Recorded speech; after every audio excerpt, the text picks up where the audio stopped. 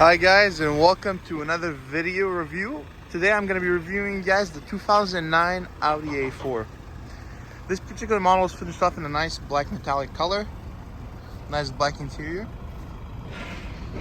Just give you guys a quick rundown. The 2009 A4 is the direct competitor to the Mercedes C300 of the same year and the BMW 328 of the same year. One of the major differences between the three models is this is the only one that's been turbocharged during this year.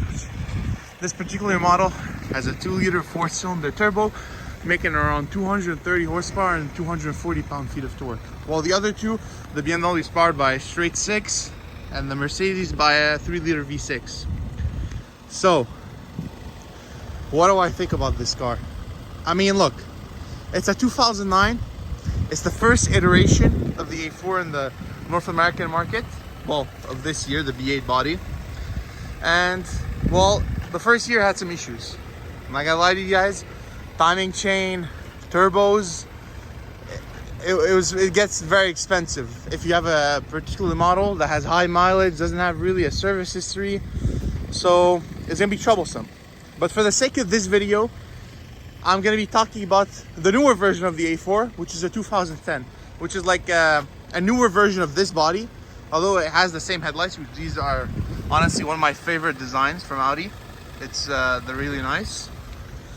So the design from 2009 to 2010, because Audi was like, oh, well, we screwed up, because like there's a lot of issues that came from this particular engine. So the difference is, if you guys look at these, it's hard to see, but the mirror cap here, it's larger from 2009 to 2010. It gets slimmer, looks better in my opinion.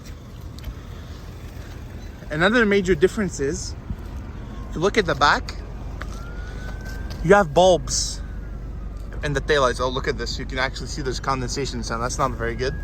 But from 2009, all of the models, they had these halogen taillights. And in 2010, most of the models were upgraded to have LED taillights, which look way better. So if you're looking at a model, I'd look towards 2010 and up.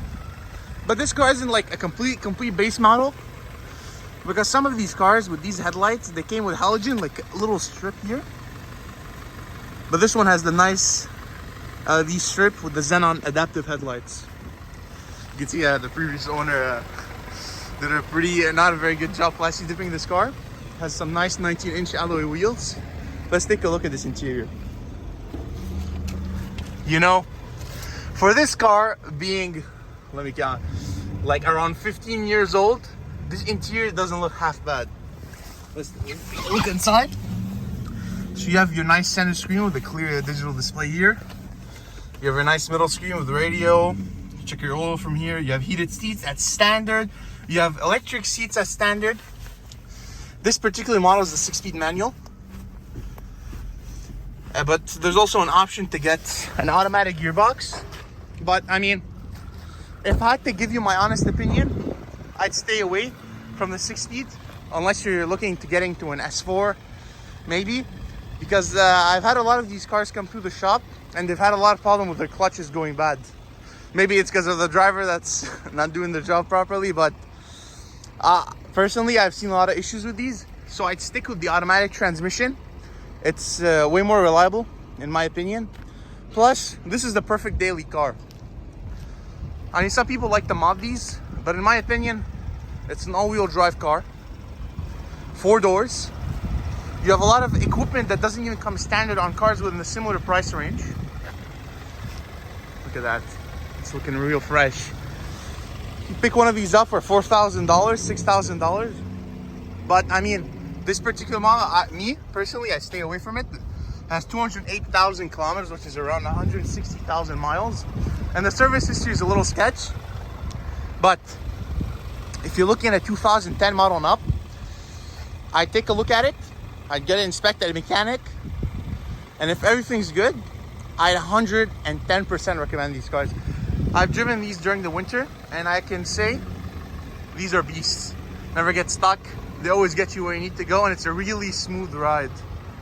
Me, if I had to recommend some options for this model, there's a bunch of options you could get, like the navigation, the blind spot assist, the push to start. But if you're looking to daily drive this car, the only options I'd really recommend is the push to start, the keyless entry, which comes with a push to start if it's included as an option, which is this bump here, it gets you in the car. And maybe, you know, if you're a sound guy, you want to listen to some music, I'd recommend the Bang & Olufsen sound system.